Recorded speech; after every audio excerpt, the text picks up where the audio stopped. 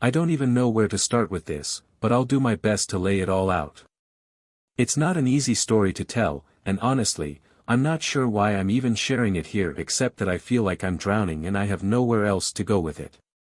This is going to be a long story, 5 years of my life crumbling, a lifetime of family issues, and a betrayal so deep I feel like I'll never dig myself out of it. So, here goes. Growing up, I was always the second best. My younger brother, Mike, was the clear favorite in my family. It was never subtle. While I was constantly held to higher standards, expected to be the responsible one, Mike was spoiled and forgiven for everything.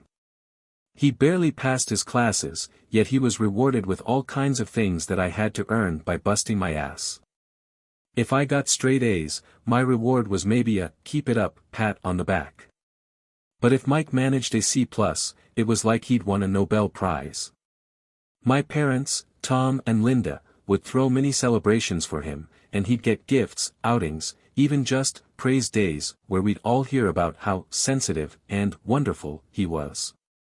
It sounds absurd, and honestly, living it was exactly as frustrating and demoralizing as you'd think. When I left for college, I was honestly relieved. It felt like freedom, like a chance to breathe without constantly being in someone else's shadow. I worked hard, paid my way through school with scholarships and part-time jobs, and built a life for myself. And through all that, Mike stayed the golden child, even as he went through a series of failed ventures and made zero effort to become independent. My parents still lavished him with praise for following his own path, while I was treated like a disappointment for working a steady job and getting my life together. A few years after college, I met Sarah. I won't sugarcoat it, meeting her was like the one good thing in a long line of crap. She was warm, funny, beautiful, and made me feel like I mattered in ways my family never had. After 5 years together, I proposed, and she said yes. For the first time, I felt like I was living my own life, one with a real future and a partner who saw me for who I was, not who I was supposed to be. When we got engaged, I thought my family would finally see me as someone who had made something of himself. But even then, their reactions were lukewarm at best. My dad grunted, barely looking up from the TV, and my mom gave me one of those fake smiles that told me exactly how little she cared. But my brother? That was the strangest part. He congratulated me, but something in his expression felt off, almost smug. He asked way too many questions about Sarah and seemed overly interested in her. I brushed it off as my own insecurities. But now, I wish I'd paid more attention to that feeling, that warning sign buried deep under years of feeling like I could never trust my own instincts. The months went by, and we focused on wedding planning. Sarah was amazing, handling every detail. I was working long hours trying to save up for a down payment on a house, so I wasn't as involved as I wanted to be, but she was understanding about it. I trusted her. Completely. After everything we'd shared and the way we supported each other, I couldn't imagine her betraying me. Around this time, my brother Mike started coming around more often. I didn't think much of it at first. He'd always been pretty self-centered, but he suddenly seemed interested in reconnecting. He'd drop by unannounced, asking if we could go grab a drink or just hang out. A part of me felt a little wary, he'd never cared about my life before. But I brushed it off, thinking maybe he was finally growing up. Maybe he realized we were family and wanted to make up for all the years we'd barely spoken. Sarah, being the kind person she is, welcomed him too. She would ask him about his job, or whatever gig he was trying out at the time, and invite him over for dinners. They'd chat and laugh, and for a while, I actually felt happy about the idea of them getting along.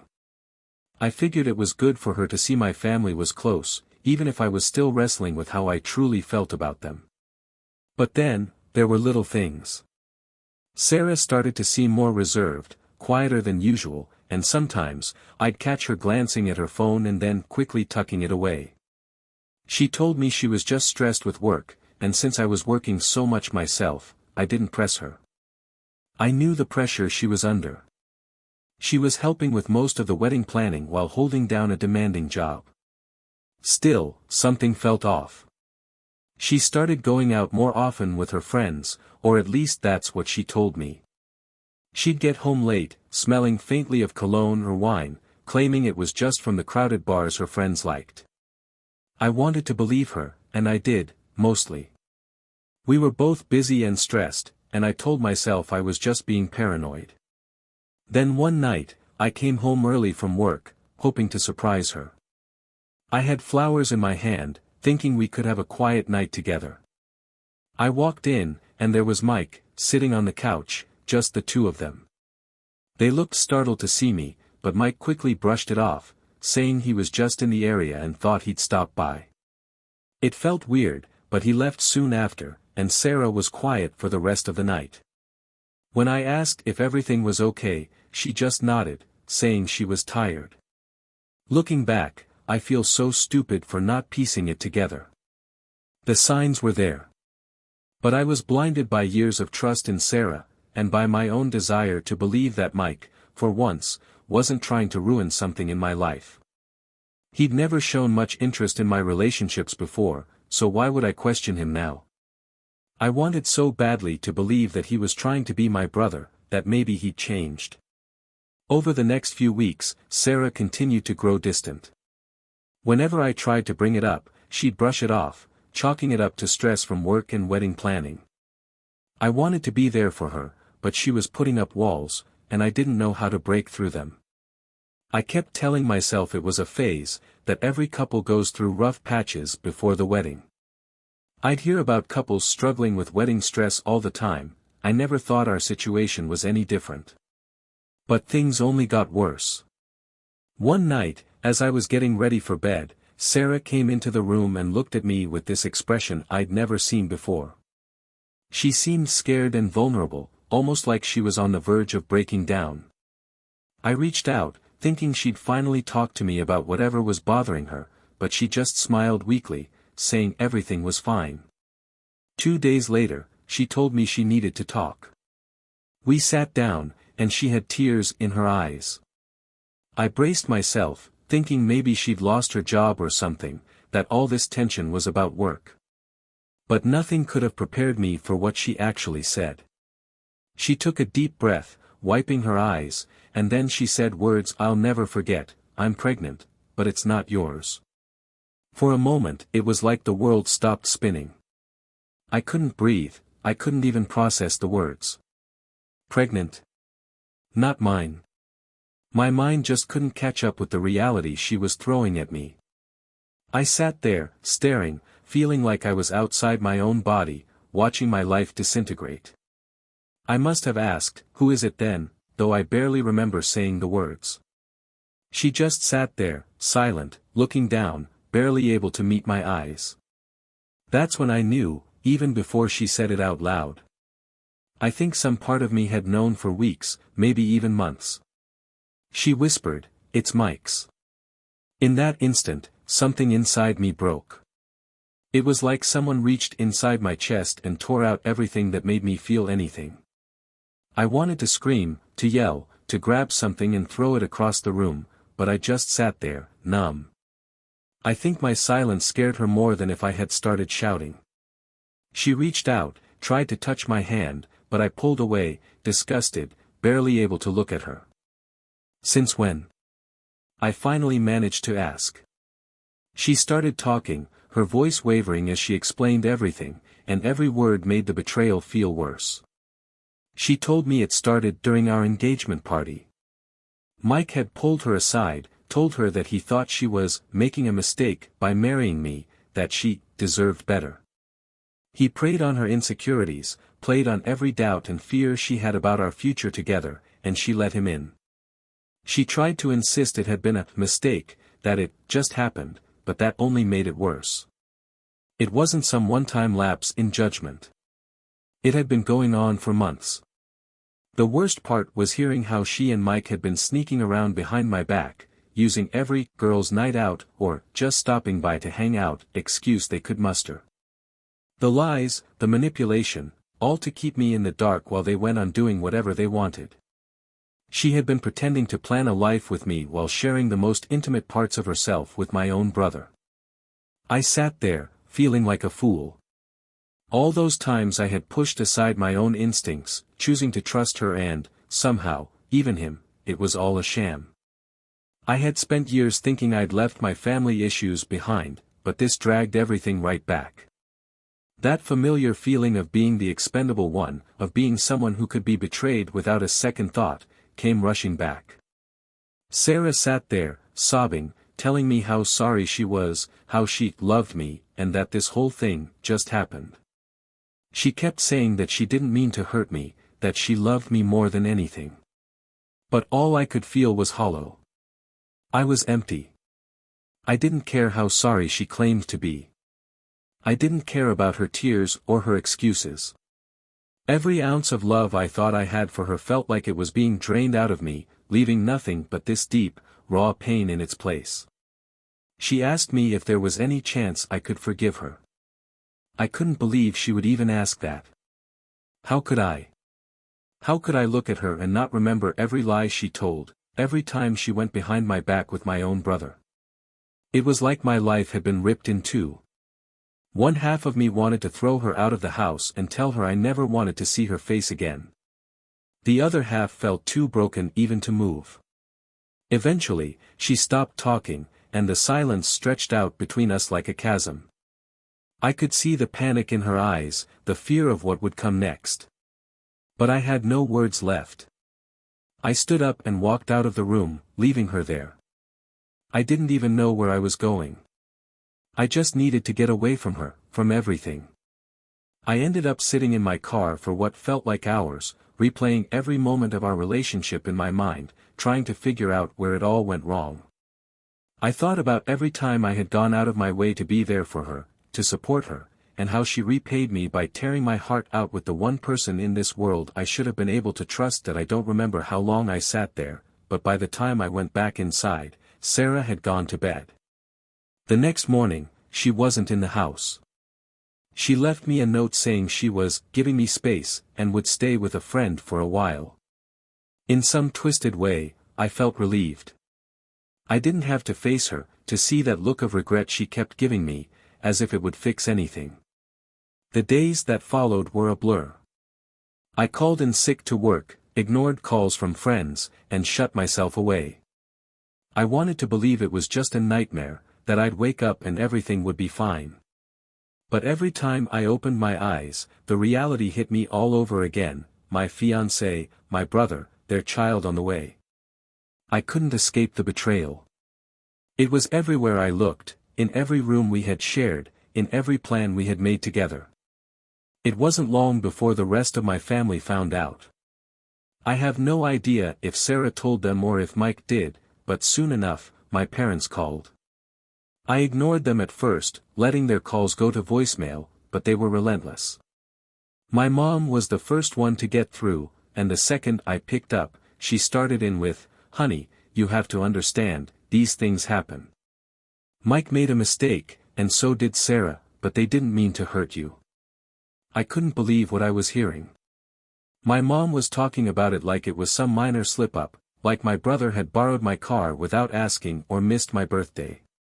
She kept trying to rationalize it, saying that Mike had always been impulsive and that Sarah was probably just confused.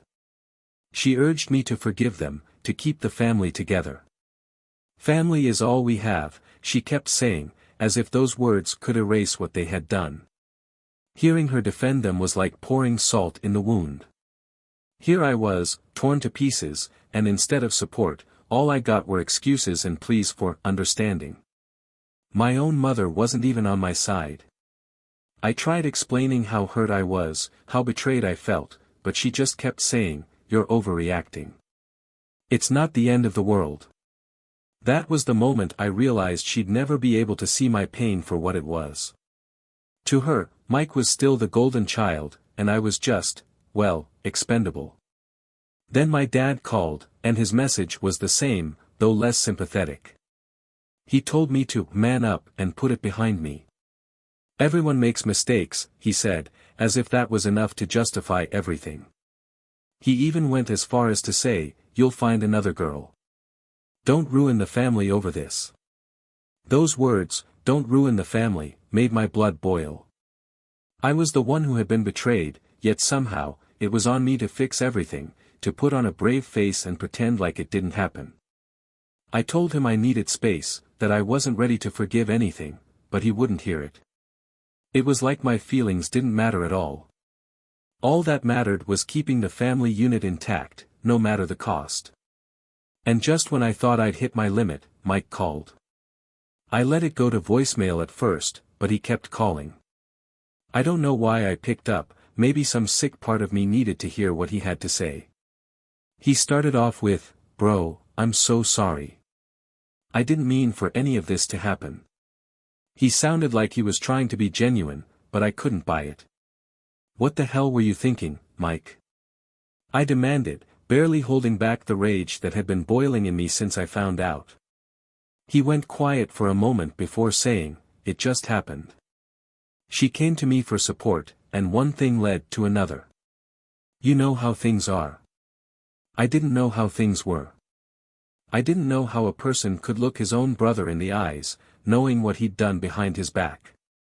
Mike went on, trying to shift the blame, saying that maybe if I'd been a better fiancé, or spent more time with Sarah, things wouldn't have gone the way they did. He even tried to frame it as a favor, saying he helped her see things clearly, like he'd done me some twisted kindness. That was it for me. I told him he was dead to me, that I wanted nothing to do with him. He tried to argue, to tell me I was overreacting, but I hung up before he could say another word. I blocked his number, along with my parents, and decided I'd had enough. In the following days, the silence was both a comfort and a curse. Blocking my family gave me space to breathe, but the anger and betrayal still gnawed at me every second. I had trouble eating, trouble sleeping. Every time I closed my eyes, I could see the betrayal playing out in my mind, my brother's smug excuses and Sarah's tearful apologies. I kept replaying their words, wondering if any part of what they'd told me had been genuine or if I'd just been blind all along. My friends started reaching out, asking why I'd gone silent. I hadn't told anyone yet, partly because I didn't want to see the pity in their eyes. But after a week of isolating myself, I finally broke down and called my best friend, Mark. He'd known Sarah and me from the beginning and had always been supportive of our relationship. If anyone would understand, I thought, it would be him. The moment he answered, I felt myself break. I hadn't planned on pouring it all out, but the words just tumbled out of me, the engagement, the betrayal, the pregnancy, and the way my family was treating me like I was the problem for not forgiving them. Mark listened, silent and attentive, as I relived every agonizing detail. When I finished, there was a long pause on his end. I thought maybe I'd overwhelmed him, that he wouldn't know what to say. But then he spoke, his voice hard. "You did nothing wrong, man. Nothing. They're the ones who betrayed you, and now they want you to make it easy for them. Screw that." Hearing him say it, having someone on my side for the first time since this nightmare began, felt like a lifeline. The validation was like a balm over my raw, blistering wounds, something I'd needed but hadn't realized until that moment. He offered to come over, saying I shouldn't be dealing with this alone. And even though I had been pushing everyone away, I agreed. Mark showed up with a couple of beers, and we sat in silence for a while before he finally asked, "What are you going to do?" I hadn't thought that far ahead. I was still stuck in survival mode, just trying to get through each day without losing my mind. I knew that cutting my family out, even temporarily, was only a band-aid. Eventually, they'd come knocking, trying to get me back into their twisted version of normal. And Sarah? I hadn't even begun to think about what to do with her. Mark encouraged me to stay strong, to keep my distance from my family for as long as I needed. "You don't owe them anything," he said. "They're just trying to protect themselves. They don't care about what you're going through." He was right, of course. My family's reaction hadn't been about my pain. It had been about them saving face, keeping up appearances. They were more concerned with keeping the family together, than with the fact that I'd been betrayed by two of the people I trusted most. I started to realize that I'd been conditioned my whole life to put myself second to keep the peace, and it had gotten me nowhere but here, broken and betrayed. After Mark left, I spent the night thinking about my options. I knew I couldn't go back to the way things were, but I didn't know how to move forward either. Part of me still wanted to believe in some form of closure, some way to make sense of all this. But another part of me was just angry. Angry at my brother, at Sarah, and especially at my parents for treating me like I was disposable. A few days later, Sarah reached out. She texted, saying she wanted to meet, to talk things over. At first, I ignored it, but she kept messaging, saying she owed me an explanation and that she was sorry for everything. She begged me to meet her, saying she'd do whatever it took to make things right. I knew I shouldn't. I knew seeing her would only make things worse, reopening the wounds that were barely starting to scab over. But part of me wanted to hear what she had to say, to see if there was any shred of honesty left in her. So I agreed, against my better judgment, and told her to meet me at a small coffee shop near my place.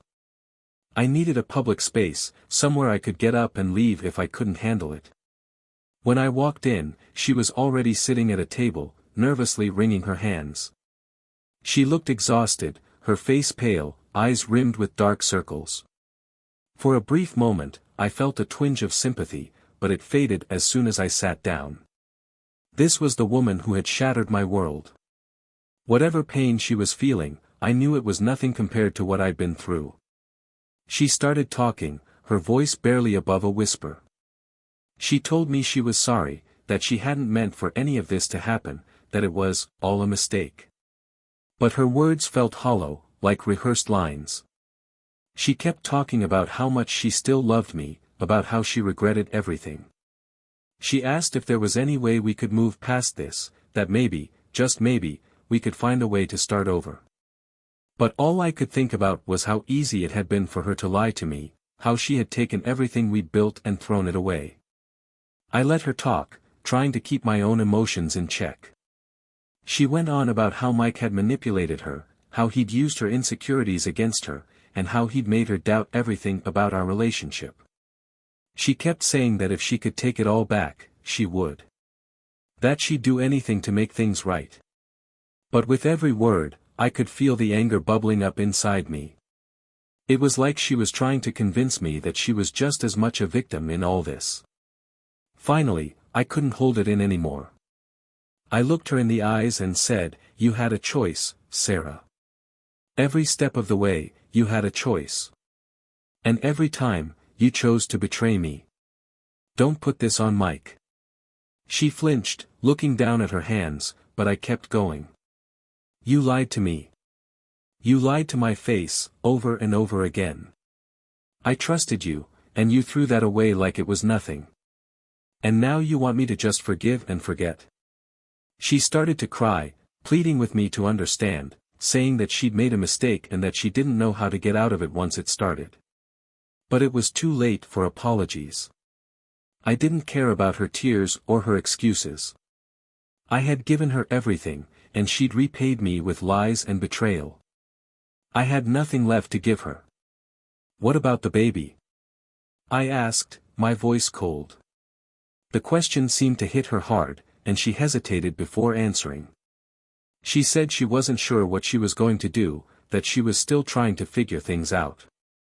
She even dared to suggest that maybe, just maybe, I could help her through it, as if I could somehow stand by her side while she had my brother's child. That was it for me. I stood up, not even caring about the scene I was making. "You're on your own, Sarah," I told her. "I'm done." I turned and walked out without looking back, leaving her sitting there in tears. For the first time since this nightmare started, I felt a strange sense of relief. I knew it would take time to heal, but walking away from her felt like the first real step toward getting my life back. But of course, that wasn't the end of it. A week later, my mom showed up at my apartment, unannounced. I considered not answering, but I knew she'd keep knocking until I did. I opened the door, and she pushed her way in, immediately launching into a lecture about how I needed to find forgiveness. She went on about how family is everything and how it was time for me to be the bigger person. "Mom," I said, cutting her off, "did you even think about what this has done to me?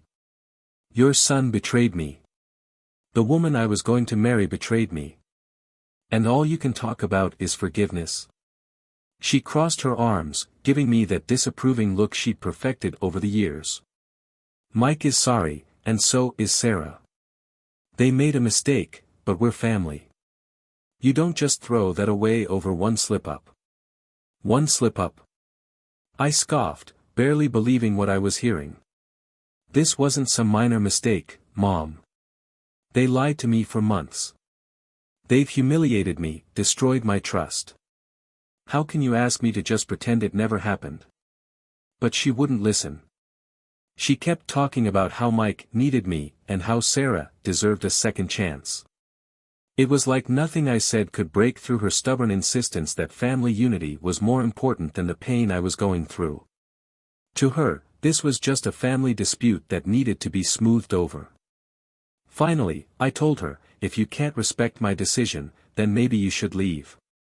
I could see the hurt in her eyes, but I didn't back down. For once in my life, I stood my ground, refusing to let her guilt me into betraying myself. She left, clearly upset, and I knew she'd go back to Mike and tell him her version of what had happened. But I didn't care. I was done bending over backward for people who didn't care about my happiness. After she left, I sat there in the quiet of my apartment, feeling the weight of my choice settle over me. I'd effectively cut ties with my family, with the people who were supposed to stand by me, but who'd instead chosen to support the ones who'd broken me.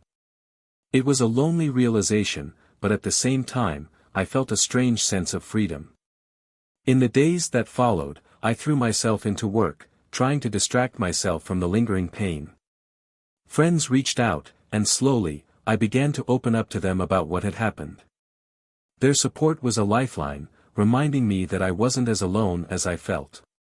It was a long, slow process, but with every day that passed, I felt a bit more like myself, a bit stronger. One evening, as I was leaving work, I got a text from my dad. "We need to talk. You can't just cut us all off." I stared at my phone, torn between anger and exhaustion. They still didn't get it. To them, I was just being unreasonable, making things harder for everyone else. They wanted me to take the pain I was feeling and bury it, all for the sake of family.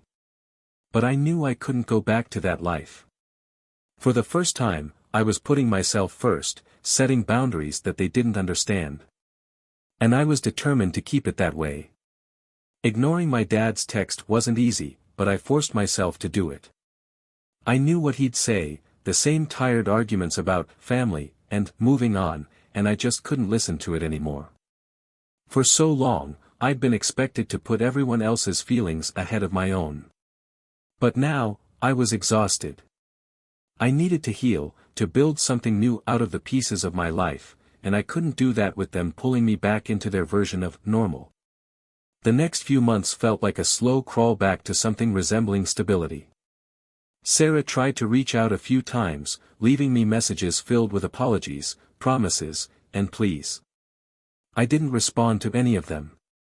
I knew any contact would just pull me back into a cycle I was desperate to break free from. I needed to move forward, and that meant keeping her firmly in the past.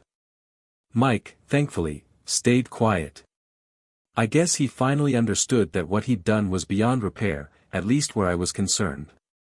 I heard through a mutual acquaintance that he was planning to move out of state for a fresh start. Good for him, I thought. He could start fresh wherever he wanted, as long as it was far away from me. As for my parents, I knew they'd always be disappointed in my choice to distance myself. In their eyes, I was the one breaking up the family. But, to my surprise, I didn't feel as guilty about that as I thought I would. For once, I was doing what I needed to do, and it felt like the right decision, even if they didn't understand it. Over time, I began focusing more on the friends who had been there for me. Mark was my rock throughout it all, and we started hanging out regularly, doing things I hadn't had the time for when I was in that haze of betrayal. I also reconnected with other friends, people who reminded me of who I was outside of all this drama and pain. They didn't judge or try to fix me, they just accepted where I was and gave me the space to heal. Therapy became a big part of my life, too. I'd always thought therapy was for people with bigger problems than mine, but it turned out to be exactly what I needed. Talking to someone who wasn't part of my world, someone who could offer unbiased insight, felt like a relief. Through therapy, I started understanding that the betrayal I'd faced wasn't just about Sarah and Mike, it was about a lifetime of feeling lesser, of being treated as if my needs didn't matter. My therapist helped me see how my family dynamics had played into my reactions, how years of favoritism and dismissal had shaped the way I saw myself. I began to recognize that my anger wasn't just at Mike or Sarah or my parents, but also at myself, for putting up with so much for so long. It was a painful realization, but it was also freeing. For the first time, I felt like I had control over my life, not them, not their expectations, just me. Months went by, and as I worked through the pain, I realized that I didn't need anyone's forgiveness, not my parents, not Mike's, and definitely not Sarah's. The only person I needed to forgive was myself. Forgive myself for trusting people who didn't deserve it, for ignoring my own gut feelings, for staying silent when I should have spoken up. That forgiveness, I learned, was the real key to moving on. As I write this now, the worst of the anger has faded, replaced by something quieter, almost peaceful. I'm learning to let go, to accept that not everyone who enters your life deserves a place in it forever. Family, love, trust, these things are supposed to be sacred, but not everyone treats them that way. And that's okay. It doesn't make those things less valuable, it just means I need to be more careful about who I give them to in the future. Looking back, I don't regret cutting ties. I know my family probably thinks I'm bitter or holding a grudge, but honestly, I'm just done. Done with their version of loyalty, done with sacrificing myself for people who would never do the same for me. I don't know what the future holds, but I know that I'm in control of it now. For the first time, I'm making decisions that are right for me, and I'm at peace with that. My life is my own again, and no matter what happens next, I'll face it on my own terms. And that, I think, is the real victory in all of this.